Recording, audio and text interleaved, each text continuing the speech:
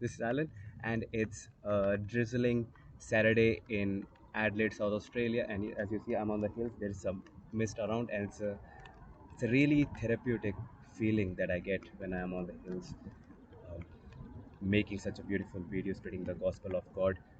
And there's so much mist around. There is something that is really soothing about it. So here I am, and I've always wanted to make video in one of these conditions. So let's go ahead. Yeah, right. So the Abrahamic adventures continue. Well, as you remember from the previous video, Abraham and the Lord God had gone their separate ways. Well, there was a war and Lot got kidnapped, and Abraham had to go and rescue him. Well, this is really interesting because there is a very complex discussion that needs to be done before you give up on trying to save someone, right? Well, if I have usually in my experience, uh, if I have an obligation to save someone, well, the rule of three is good. Well, they drown the first time, I'm gonna try and save them the first time, and then the second time, and then the third time. The rule of three is something that I'm trying to learn, is because how many times do you really need to go back to save someone until you realize that they are the problem and you need to just let them go. Probably they would have been Probably they would have changed the fourth time, but there's a really high chance in my experience that that rarely happens, if ever it happens. So that is something that I've learned through very difficult experiences in my life since I've been in Australia. Well, going ahead, there was a king who offered Abraham spoils of the war, right? But Abraham said, I have promised God that I'll only take this much. That was just enough for his men. And then he just went his way.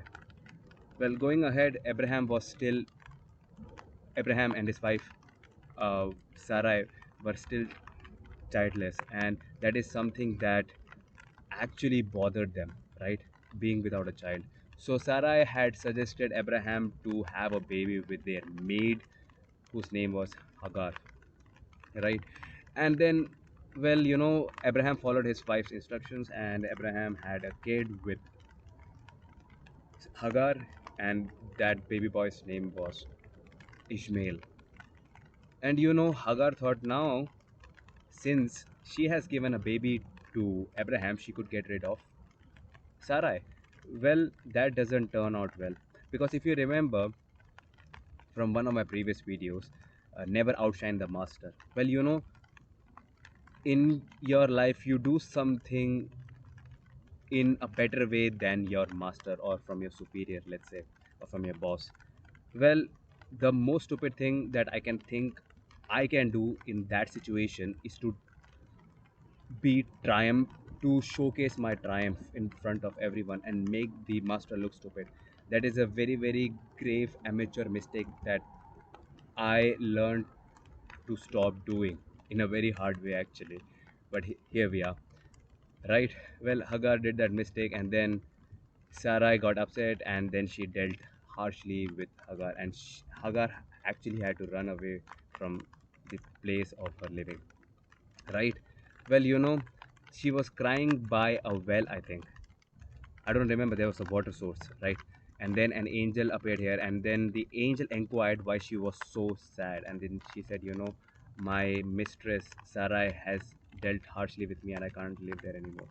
But the angel informed Hagar that she'd have many many descendants, and asked her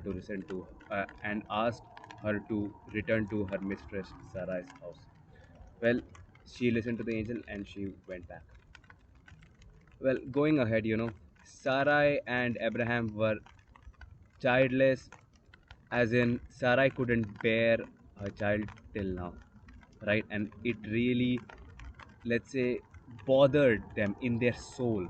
And it's, there are a few problems that really bother you in your soul, which if throughout the day you just think about it, even before you go to sleep, even you really dream about it. Probably that is a problem that's calling out to you, that is asking to be solved, which will probably redeem your soul, right? And what I don't see any other better thing to do than to answer the problem that's really etched into the roots of your soul, right? So it's like it's that problem is like something that's calling out for your attention to be paid attention to, which will eventually lead to peace in your life. Well, there's nothing better for you to do, you know. How long can you live without really answering the questions that really bother you? And probably those problems aren't really easy to solve. It might take your whole life to answer. Well, men might as well find out, because there's nothing better for you to do as far as I've seen in my life. Well, going ahead, you know, Abraham and Sarai. Well, Abraham consulted Lord and he said, you know, I still don't have a child. And then Lord told him to have faith, right? And then he told him that, you know, you are 99 and then next year, at this set time, you'll have a baby. Well, that's the thing, right? Because Abraham left his father's tent when he was 75 and now he's almost 100. It took him almost 25 years, let's say, to have a baby. Well, it was probably more than that. We'll find out in the next chapter. Well, you know, if we are pursuing something, we might not get the answers to it, or we might not get the results that we want overnight. And it's really bothersome, right? Because how many times do you really have to go after what you have to do every single day to ultimately achieve what you are going after, right? Well, you want a house. Well, you know, I'm working today, I'm working tomorrow, I'm working 7 days a week.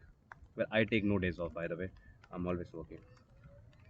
Well, you know, there are days of I just wake up in the morning and I don't want to do anything that I do every single day, because every single day I wake up and I start off my day in the worst way possible.